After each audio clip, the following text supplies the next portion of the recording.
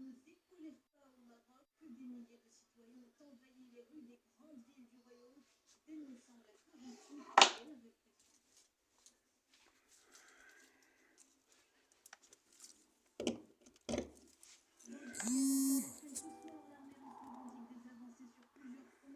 La Russie, déterminée à réagir avec force en cas de frappe en profondeur, continue de gagner du terrain sur la ligne de front.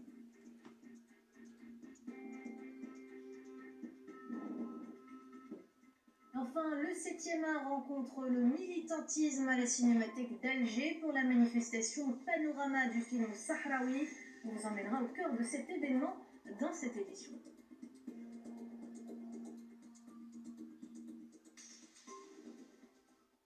Bonsoir à toutes et à tous. Les forces d'occupation sunnistes continuent de violer l'accord de cessez-le-feu à Gaza en prenant pour cible les déplacés dans différentes zones de l'enclave. Le centre palestinien d'information a rapporté que des véhicules blindés ont lancé des projectiles à l'est de Khan Younis et sur Nusayrat, au centre de la bande de Gaza, tandis que des chars ont tenté de rejoindre leur maison dans le nord de la bande. الله يرحم متهم الله يرحم متهم الله يرحم متهم في غزة مساكن.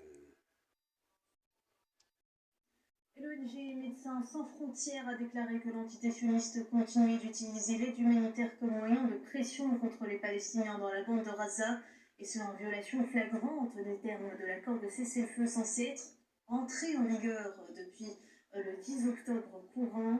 Récemment, les Nations Unies ont interpellé l'entité sioniste à l'effet de respecter les termes de l'accord de cessez-le-feu qui prévoit dans sa première phase notamment l'arrêt total du génocide, l'acheminement sans entrave des aides humanitaires dans la bande, ainsi que la libération des prisonniers.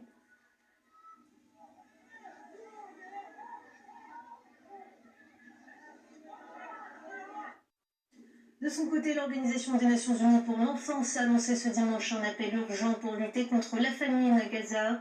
Le directeur régional de l'Organisation pour la région, MENA, Edouard Begbeder, a demandé lors d'une conférence de presse l'ouverture immédiate de tous les points de passage afin de garantir l'acheminement sans entrave de l'aide humanitaire vitale, et ce compte tenu de la situation désastreuse dans laquelle vivent les enfants dans l'enclave palestinienne.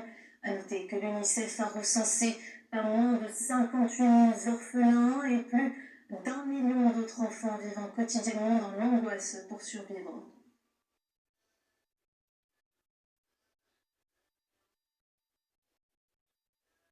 L'hiver approche à grands pas, une saison redoutée par les Palestiniens de Gaza. L'Office de secours et de travaux de l'ONU pour les réfugiés de Palestine